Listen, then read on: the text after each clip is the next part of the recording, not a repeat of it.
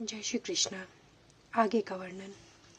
जब हम भौतिक दृष्टि से कलुषित होते हैं तो हम बुद्ध कहलाते हैं। मिथ्या चेतना का प्रकाष्ठा इसलिए होता है कि हम अपने आप को प्रकृति का प्रतिफल उत्पाद मान बैठते हैं। यह मिथ्या अहंकार कहलाता है। जो व्यक्ति देहात्म बुद्धि में लीन रहता है वह अपनी स्थिति स्वरूप को नहीं समझ पाता। भगवद गीता का प्रवचन देहात बुद्धि से मनुष्य को मुक्त करने के लिए ही हुआ था और भगवान से यह सूचना प्राप्त करने के लिए ही अर्जुन ने अपने आप को इस अवस्था में उपस्थित किया था। व्यक्ति को देहात बुद्धि से मुक्त होना चाहिए। अध्यात्मवादी के लिए प्रारंभिक कार्य यही है। जो मुक्त होना चाहता है, जो बंधनों से छूटना चाहता है, उसे सर्वप्रथम यह जान लेना होगा कि वह यह शरीर नहीं है। मुक्ति का अर्थ है भौतिक चेतना, स्वतंत्रता। श्रीमद् भगवद गीता में भी मुक्ति को परिभाषा दी गई है। मुक्ति हिंतवाद यथारूप स्वरूपेण व्यवस्थित है। मुक्ति का अर्थ है हम इस भौतिक जगत की कलुषित चेतना से छूटना और शुद्ध चेतना में स्थित होना। भगवद गीता के सारे उपदेशों का मंतव्य इसी शुद्ध चेतना को जागृत करना है। इसलिए हम गीता के अंत में कृष्ण को अर्जुन से यह प्रश्न करते पाते हैं कि वह विशुद्ध चेतना को प्राप्त हुआ या नहीं। शुद्ध चेतना का अर्थ है भगवान के आदेशानुसार कर्म करना। शुद्ध चेतना का यही सार है। भगवान का अंश होने के कारण हम में चेतना पहले से ही रहती है, लेकिन हम में निकृष्ट गुणों द्वारा प्रभावित होने की प्रवृत्ति पाई जाती है, किंतु भगवान परमेश्वर होने के कारण कभी प्रभावित नहीं होते। परमेश्वर तथा शूद्र जीवों में यही अंतर है। यह चेतना है। यह चेतना है मैं हूँ। तो फिर मैं क्या हूँ? कलुषित चेतना में मैं हूँ का अर्थ है कि मैं सर्वे सर्वा हूँ। मैं भोक्ता हूँ। यह संसार घूमता है क्योंकि प्रत्येक जीव यही सोचता है कि वही इस भौतिक जगत का स्वामी तथा सृष्टा है। भौतिक चेतना के दो मनोमय विभाग हैं। एक के अनुसार मैं ही सृष्टा हूँ और दूसरे के अनुसार मैं ही भोक्ता हूँ। लेकिन वास्तव में परमेश्वर सृष्टा तथा भोक्ता दोनों हैं और परमेश्वर का अंश होने के कारण जीव न तो सृष्टा है और न ही भोक्ता। वह मात्र सहयोगी है। यह सृजित तथा भुक्त है। उदाहरणार्थ मशीन का कोई एक पुर्जा संपूर्ण मशीन के साथ सहयोग करता है। इसी प्रकार शरीर का कोई एक अंग पूरे शरीर के साथ सहयोग करता है। हाथ, पांव, आँखें आदि शरीर के अंग हैं लेकिन ये वास्तविक भोक्ता नहीं है। भोक्ता तो उदर, पेट है।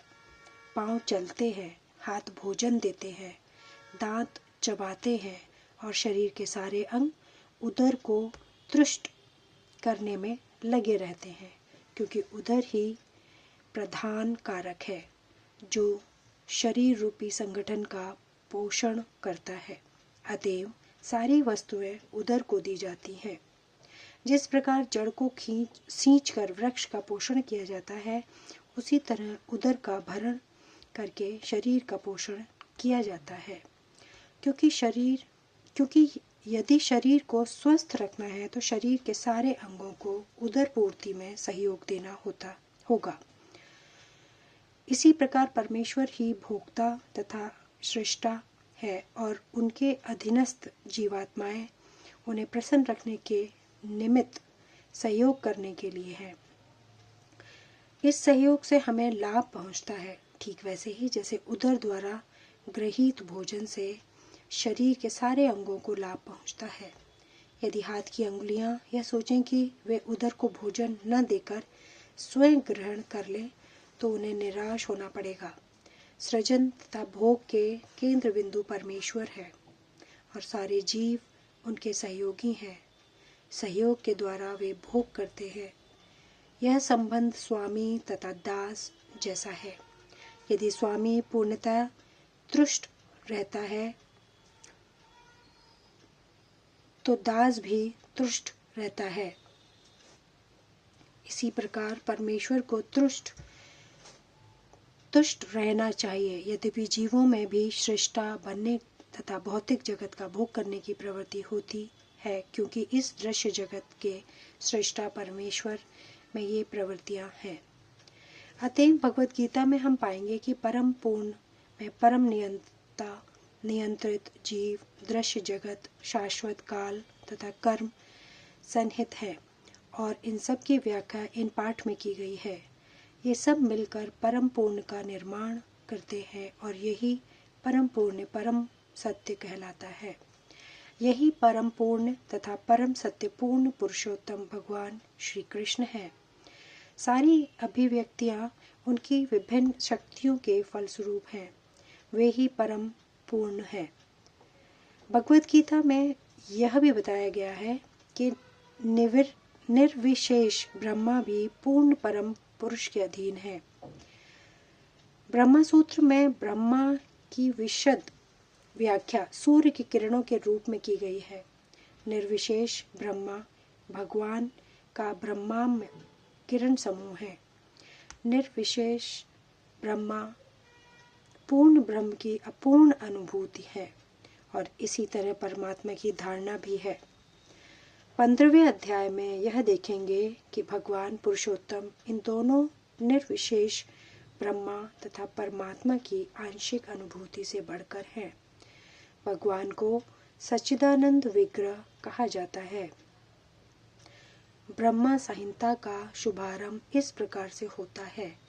ईश्वर परम कृष्ण सच्चिदानंद विग्रह अनादिरादि गोविंद सर्व कारण कारणम। गोविंद या कृष्ण सभी कारणों के कारण है।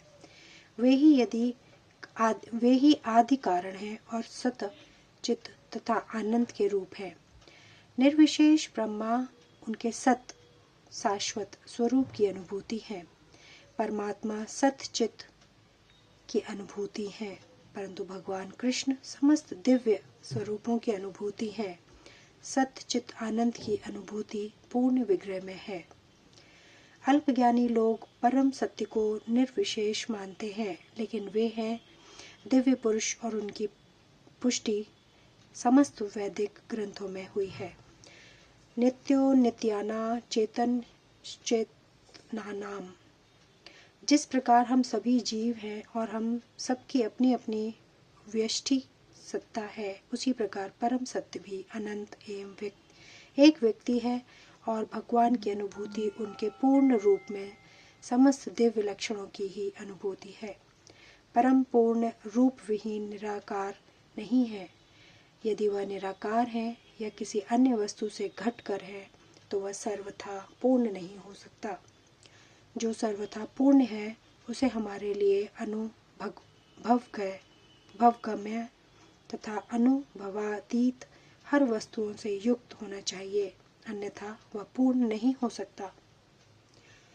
पूर्ण भगवान में अपार शक्तियां हैं। कृष्ण किस प्रकार अपनी विभिन्न शक्तियों द्वारा कार्यशील है, इसकी भी व्याख्या भगवत गीता में हुई है। यह दृश्य जगत या भौतिक जगत जिसमें हम रह रहे हैं वह भी स्वयं में पूर्ण है, क्योंकि जिन 24 तत्वों से यह नश्वर ब्रह्मांड निर्मित है, वे सांख्य दर्शन के अनुसार इस ब्रह्मांड के पालन तथा धारण के लिए अपेक्षित संसाधनों से पूर्णतः समन्वित है। इनमें न तो कोई विजातीय तत्व है, न ही किसी की आवश्यकता। इस सृष्टि का अपना निजी नियत काल है, जिसका निर्धारण परमेश्वर की शक्ति द्वारा हुआ है, और जब यह काल पूर्ण हो जाता है तो उस पूर्ण की पूर्ण व्यवस्था से इस क्षणभंगुर सृष्टि का विनाश हो जाता है। लघु पूर्ण इकाई जीवात्माओं के लिए इसकी पूर्ण सुविधा प्राप्त है कि पूर्ण की प्रतीति करें। सभी प्रकार की अपूर्णताओं का अनुभव पूर्ण विषय के बारे में ज्ञान की अपूर्णता के कारण है। इस प्रकार भगवद गीता में वैदिक विद्या का पूर्ण ज्ञान पाया जाता है। धन्यवाद। आगे का वर्णन अगली बार। जय श्री कृष्ण।